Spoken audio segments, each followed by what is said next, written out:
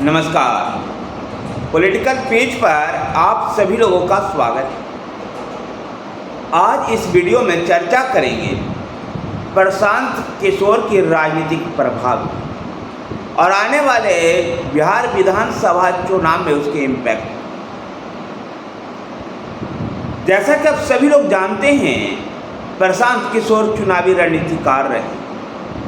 नीतीश कुमार से लेकर के नरेंद्र मोदी, M.K. स्टालिन, ममता बनर्जी और राहुल गांधी तक के चुनावी रणनीतियां बनाने वाले प्रशांत किशोर अब खुद राजनीति के मैदान में, राजनीति के अखाड़े में कूद पड़े। उनकी राजनीतिक यात्रा की शुरुआत जातीय राजनीति के जकड़न में जकड़े हुए बिहार से हो रही। आगामी बिहार विधानसभा का चुनाव जो 2025 में होना है, उनकी राजनीतिक परीक्षा की पहली कड़ी होगी। प्रशांत किशोर इससे पहले बिहार के लगभग हर पंचायत में पदयात्रा कर चुके हैं। अपने पदयात्रा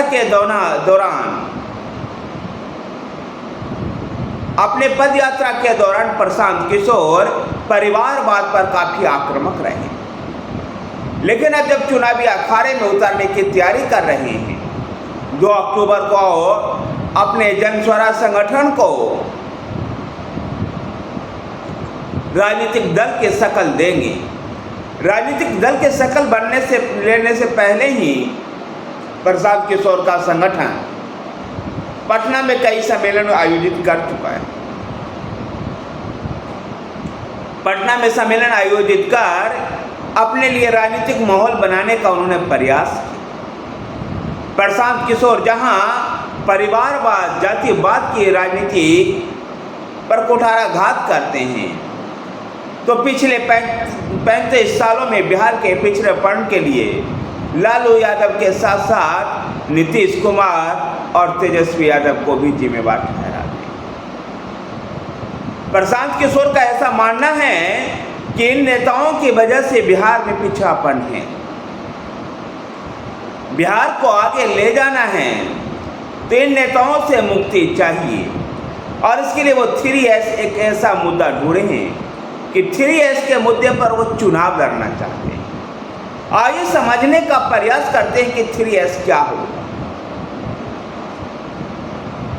3S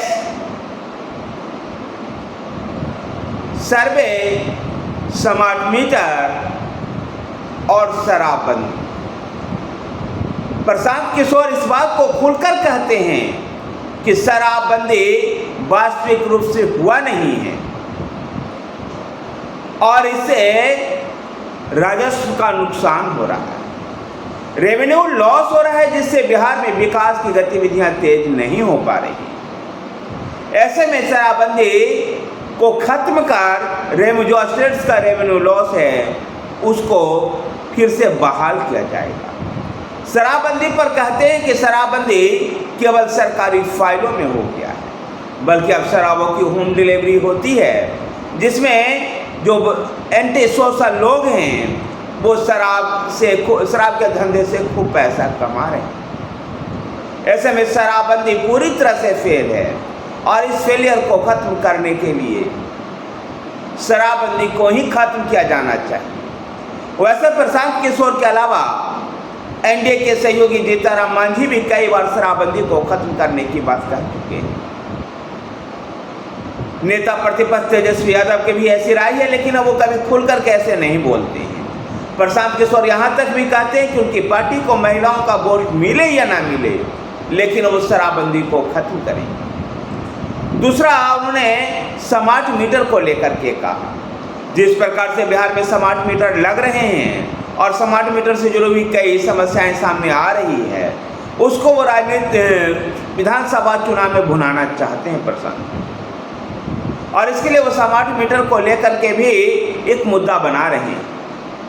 स्मार्ट मीटर के साथ जो भूमि का सर्वे था, जिसको अभी नीतीश कुमार सरकार ने 1 महीने के लिए रोका है, उस सर्वे से जो समस्या उत्पन्न होने वाली है, गाँवों के अंदर सामाजिक माहौल खराब होगा, पारिवारिक माहौल खराब इससे होना है, इन सब के मद्देनजर कहते हैं कि भूमि सर्वे का काम को रोक देना चाहिए और यथास्थिति को बनाए रखना चाहिए।